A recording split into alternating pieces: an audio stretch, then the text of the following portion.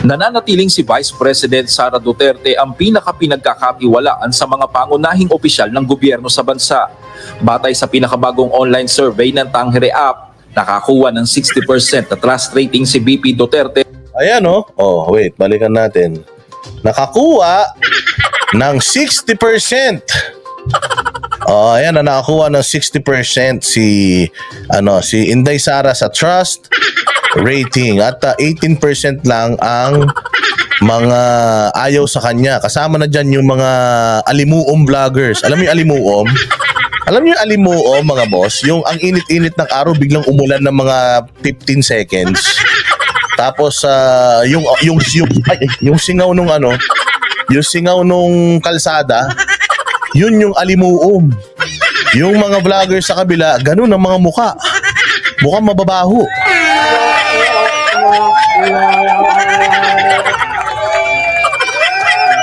So nakakuha siya ng 60%. Wow si Martin Romualdez ang taas na ng trust rating. Kung kailan hindi mo masyadong napagkikita, naging 54 na. Konti na lang konti na lang. Kasing popular niya na si Bongbong Marcos at 56%. So, ang Chief Justice natin ay merong 43%. So, yung top 3, which is si Martin, si Bongbong, and si Sara, 60% si Inday. Pero, kasamaan palad, bumaba yung kanyang trust rating from 62 naging 60. Oo, tapos, pero magtataka ka. Magtataka ka Ito yung hindi ko maintindihan. Yung distrust rating niya 18% naman. Pero so ibig sabihin yung 2% doon sa nagtitiwala nung April kay Inday Sara ay hindi naman sumama sa mga bashers.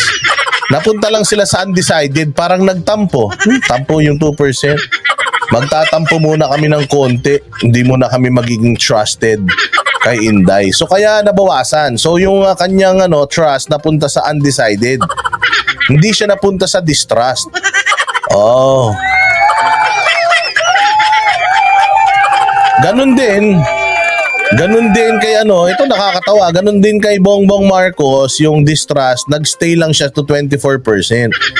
Kumbaga, yung pag-improve niya, yung undecided na 1%, nag-decide na, sige na nga, love ko na si Bongbong Marcos. So kaya naging 56, so tumaas siya. Ito nakakatawa. Dito kay Martin Romualdez, kahit taasan mo yung trust rating niya, tingnan mo, di ba? Mas tumaas pa ngayon yung buwisit sa kanya nung April 20%, tumaas pa ngayon ng 1% yung buwisit sa kanya. So hindi katulad kay Inday Sara na parehas lang, tsaka kay Bongbong Marcos na parehas lang yung distrust o yung galit sa kanila o yung ayaw sa kanila. Dito kay Romualdez, nadagdagan pa.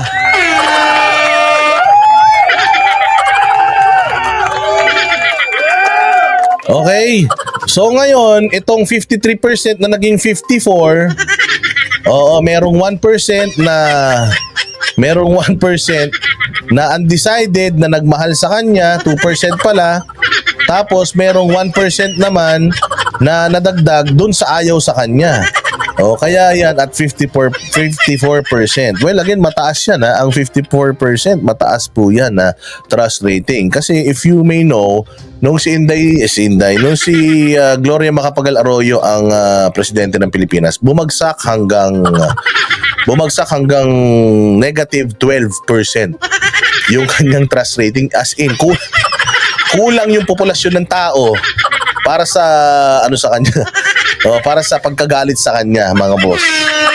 But anyways, bumaba man ng 2%, still, nasa taas pa din siya. Hindi natin alam kung hihilahin na yan pa unti-unti, hihilahin na yan pababa. But still, pa rin siya, she's the most trusted amongst everyone. Which is, alam naman natin na yan yung katotohanan. Pero hindi tayo naniniwala dyan sa 60% na number na yan. I think it's gonna be a little bit higher, like 70. Pero definitely not 60 or not 62. Pero okay na din, at least kahit papaano, mataas pa naman, siya pa rin naman ang pinakamataas at alam naman natin ang gagawin nila dyan. Paunti-unti, hihilain na nila ng hihilain yan. Hanggang sa paniwalain na nila yung tao na mas mahal na ng tao si Martin Romualdez kaysa kay Inday Sara. Because sa totoo lang, itong ano naman na ito, itong mga ganitong survey naman kay Marcos, wala naman ng ano yan eh. Wala na siyang effect, wala nang effect kay Bongbong Marcos yan. Because again, itong mga survey naman, hindi naman yan magpapabagsak sa isang presidente. So, I don't think na itong si Bongbong Marcos meron pang concern kung mababa yung kanyang rating. So, nanalo na siya eh. After 4 years, iba na naman presidente natin. So, sabi nga niya, okay na yan, nakuha ko na yung gusto ko, wala akong pakialam, ayaw niyo sa akin o hindi, bahala kayo. Sabi naman nito, tingnan natin. Kayong mga BBM vloggers na mga malalagkit ang mga mukha, ang kikintab ng mga mukha nyo sa live stream nyo, alam nyo kung bakit? Kahit man lang magbukas ng aircon habang nagla-live kayo, hindi nyo magawa sa sobrang pagtitipid nyong mga hinayupa kayo. Saka na kayo magmalaki sa amin pag putang ina, kaya nyo na mag-aircon habang naka-live stream kayo.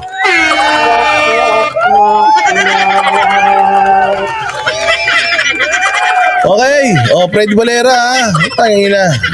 Yung mga effort din. Okay, effort sa pag-research. Wag puro content na, wag puro vlogger yung kino-content. Okay, gawa-gawa rin ng paraan. Hanap-hanap din ng balitang maganda para tulungan nyo naman si Marcos.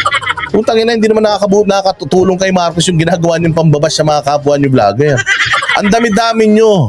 Sana man lang pagsamasamahin nyo yung mga kakapiranggot na mga kukote ninyo at maghanap kayo ng magagandang mga ginagawa ng administrasyon, ibalita nyo para paniwalaan nyo yung mga sarili nyo na nasa magandang Pilipinas na tayo. Pero hanggat mas marami kaming nakikitang pangit kaysa sa mga magandang pinaggagawa nyo, ibig sabihin pare-parehas kayong mga bobo. Okay? Kaya kahit sabihin pa niya na ang laki ng katawan, ang liit ng utak, ano ngayon? Ano naman? Ikaw na matalino. Ikaw na matalino. Pero sana kung matalino ka, topic sa gobyerno, yung i-content ninyo, hindi yung topic sa mga vlogger. Diyos ko naman. Pag matalino ka, hindi ka na dapat tumitingin sa iba. Tinanong ko, putang ina, isang beses ba pinuntahan kita? Hindi. Marami na nagpapadala ng video mo. Sabi ko, sino to? Putang ina, naka-lipstick pa. Bakla to. Putang ina yan. Bakla naman. Puta.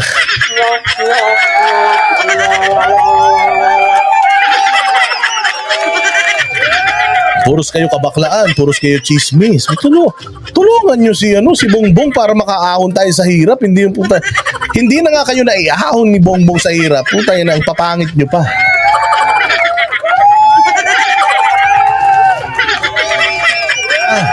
Hindi ko na kailangan alam mo yung mga ganyang, may nakita pa akong mga TikTok sasayaw sa'yo. Putang ina yan.